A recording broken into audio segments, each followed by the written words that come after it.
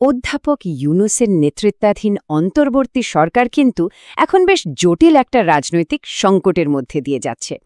একদিকে যেমন বিরোধী দলের চাপ, তেমনি অন্যদিকে নিজেদের জোটের মধ্যেই চলছে মতবিরোধ। চলুন এই পুরো ব্যাপারটা একটু খুঁটিয়ে দেখা যাক।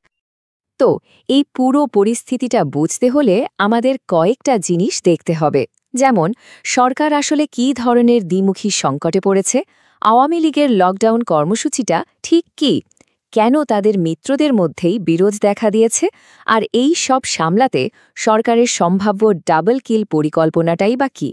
সবশেষে আমরা দেখব এর পরের পথটা কি হতে পারে। প্রথমেই আসি মূল কথায়। সরকার এখন একটা স্যান্ডউইচের মতো অবস্থায় আছে, মানে একই সাথে বাইরের এবং ভেতরের এই দুই দিক থেকেই প্রচণ্ড চাপের মুখে পড়েছে। দেখুন, একদিকে আছে বাইরের চাপ, সেটা হলো আওয়ামী লীগের ডাকা বড়সড় লকডাউন কর্মসূচি। আর ঠিক উল্টো দিকে ঘরের ভেতরেই আরেকটা সমস্যা, সেটা হলো জুলাই সনদ নিয়ে সরকারের নিজের রাজনৈতিক মিত্রদের মধ্যেই তৈরি হওয়া একটা অচলাবস্থা। এই দুই চাপে পরিস্থিতিটা বেশ ঘোলাটে হয়ে উঠেছে। আচ্ছা, তাহলে প্রথম যে সংকটটা, মানে আওয়ামী লীগের চাপ, সেটা নিয়ে একটু কথা বলা যাক। তাদের কৌশলটা ঠিক কি, আর সরকারই বা কী ভাবছে? তাদের কর্মসূচির একটা টাইমলাইন আছে। 10 থেকে 12 নভেম্বর দেশজুড়ে জেলা উপজেলায় বিক্ষোভ করবে, কিন্তু আসল পরিকল্পনাটা হলো 13 নভেম্বর রাজধানী ঢাকা লকডাউন করে ফেলা। আর এই 13 নভেম্বর তারিখটা কিন্তু এমনি এমনি বেছে নেওয়া হয়নি। ওই দিনই আন্তর্জাতিক অপরাধ ট্রাইব্যুনালে শেখ হাসিনার মামলার সাজার তারিখ ঘোষণার কথা রয়েছে। সরকারের অবস্থাটা একবার ভাবুন, তারা একটা উভয় সংকটে পড়েছে। যদি এই লকডাউন সফল হতে দেয় তাহলে আন্তর্জাতিক চাপ আসতে পারে, আবার যদি খুব কঠোরভাবে দমন করতে যায় তাহলে মানবাধিকার লঙ্ঘনের মতো গুরুতর অভিযোগ উঠতে পারে। মানে যে পথেই যাক, বিপদ কিন্তু আছেই। আর সরকার যে বসে নেই তার প্রমাণ হল এই সংখ্যাটা। বড় কর্মসূচির আগেই বিভিন্ন ঝটিকা মিছিল থেকে ৩,০০০-এর বেশি নেতাকর্মীকে এর মধ্যেই গ্রেফতার করা হয়েছে। মানে সরকার একটা শক্ত বার্তা দিতে চাইছে।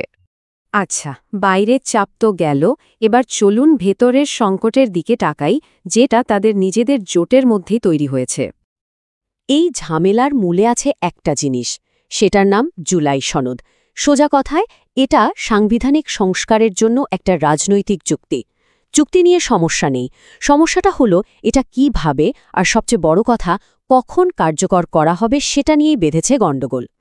এই মতবিরোধটা সবচেয়ে পরিষ্কার বোঝা যায় বিএনপি আর জামায়াতে ইসলামীর অবস্থান দেখলে। বিএনপি বলছে সংসদ নির্বাচনের দিনেই গণভোট হয়ে যাক, কিন্তু জামায়াতে ইসলামের দাবি না, নির্বাচনের আগেই গণভোট করতে হবে, যাতে এই সনদের একটা আইনি ভিত্তি তৈরি হয়। দুটো দল দুই মেরুতে অবস্থান করছে। সরকার কিন্তু একটা সমাধানের চেষ্টা করেছিল, দলগুলোকে 7 দিনের একটা ডেডলাইনও দিয়েছিল, যাতে তারা নিজেদের মধ্যে একটা বোঝাপড়া করে নেয়, কিন্তু লাভ হয়নি।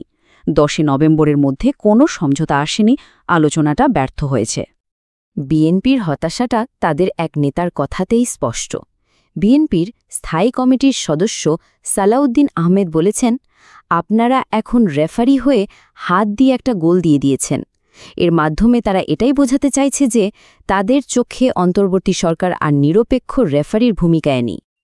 এরকম একটা চাপের মুখে শোনা যাচ্ছে সরকার নাকি একটা বিশেষ কৌশল নেওয়ার কথা ভাবছে। কেউ কেউ এটাকে বলছে ডাবল কিল প্ল্যান, মানে এক চালে দুটো সংকটকেই ঘায়েল করার চেষ্টা। কিন্তু প্রশ্নটা হলো, এটা কি আদৌ সম্ভব? মানে বাইরের লকডাউন আর ভেতরের ঝামেলা দুটোই কি এক চালে সামাল দেওয়া যায়? প্ল্যানটা বেশ ইন্টারেস্টিং। এর দুটো ধাপ আছে। প্রথমত, জুলাই সনদ নিয়ে আলোচনার জন্য নিজেদের মিত্রদের ডাকা, এতে অভ্যন্তরীণ সমস্যা সমাধানের একটা পথ খুলবে।